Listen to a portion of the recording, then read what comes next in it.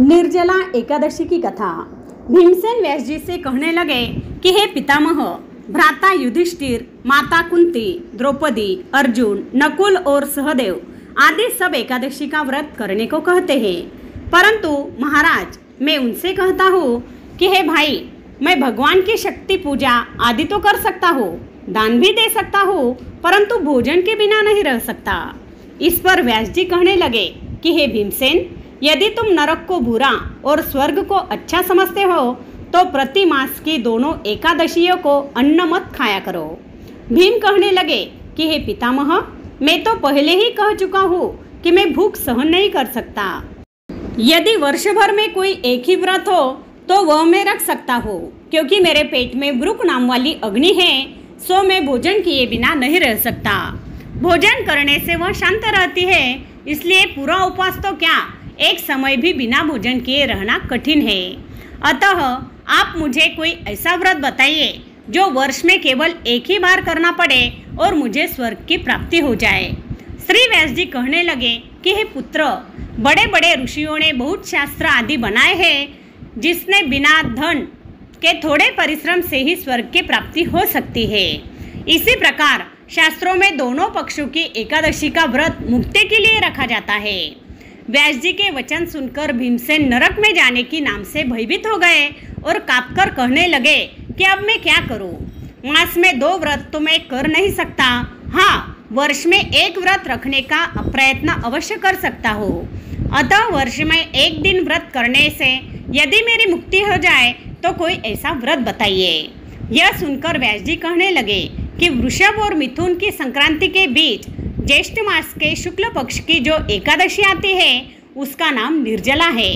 तुम उस एकादशी का व्रत करो। इस एकादशी के व्रत में स्नान और आचमन के सिवा जल वर्जित है। आचमन में 6 मासे से अधिक जल नहीं होना चाहिए, अन्यथा वह मद्यपान के सदृश हो जाता है। इस दिन भोजन नहीं करना चाहिए, क्योंकि भोजन करने से व्रत नष्ट हो जाता है। ताकि यदि एकादशी को सूर्योदय से लेकर द्वादशी के सूर्योदय तक जल ग्रहण न करे तो उसे सारी एकादशियों के व्रत का फल प्राप्त होता है। द्वादशी को सूर्योदय से पहले उठकर स्नान आदि करके ब्राह्मणों को और गरीबों को दान आदि देना चाहिए। इसके पश्चात भूखे और सत्पात्र ब्राह्मण को भोजन कराकर फिर आप भोजन कर लेना चाहिए। इसका फल पूरे 1 वर्ष की संपूर्ण एकादशियों के बराबर होता है। व्यास जी कहने लगे कि हे भीमसेन, यह मुझको स्वयं भगवान ने बताया है। इस एकादशी का पुण्य समस्त तीर्थों और दानों से अधिक है। केवल एक दिन मनुष्य निर्जल रहने से पापों से मुक्त हो जाता है। जो मनुष्य निर्जला एकादशी का व्रत करते हैं उनकी मृत्यु के समय यमदूत आकर नहीं घेरते, वरन भगवान के पार्षद उसे पुष्पक विमान में बिठाकर स्वर्ग को ले जाते हैं। अतः संसार के सबसे श्रेष्ठ निर्जला एकादशी का व्रत है, इसलिए यत्न के साथ इस व्रत को करना चाहिए। उस दिन ओम नमो भगवते वासुदेवाय नमः मंत्र का उच्चारण करना चाहिए और गोदान भी करना चाहिए। इस प्रकार व्यास जी की आज्ञानुसार भीमसेन ने इस व्रत को किया, इसलिए इस एकादशी को भीमसेनी या पांडव एकादशी भी कहा जाता है। निर्जला व्रत करने से पूर्व भगवान से प्रार्थना करें कि हे भगवान, आज मैं निर्जला व्रत करता हूँ, दूसरे दिन भोजन करूँगा। मैं इस व्रत को श्रद्धापूर्वक करूँगा, अतः आपकी कृपा से मेरे सब पाप नष्ट हो जाए। इस दिन जल से भरा हुआ एक घड़ा वस्त्र से ढककर स्वर्ण सहित दान करना चाहिए।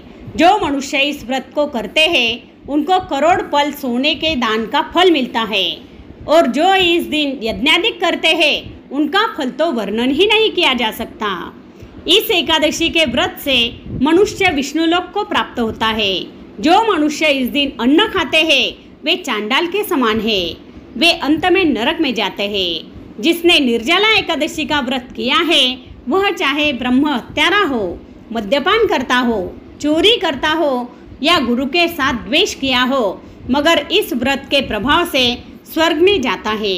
हे कुंती पुत्र, जो पुरुष या स्त्री श्रद्धापूर्वक इस व्रत को करते हैं उन्हें अग्रलिखित कर्म करने चाहिए।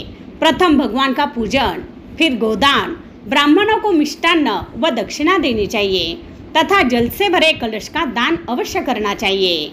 निर्जला एकादशी के दिन अन्न, वस्त्र, उपाहार, जूती आदि का दान भी करना चाहिए। जो मनुष्य भक्तिपूर्वक इस कथा को पढ़ते या सुनते हैं उन्हें निश्चय ही स्वर्ग की प्राप्ति होती है।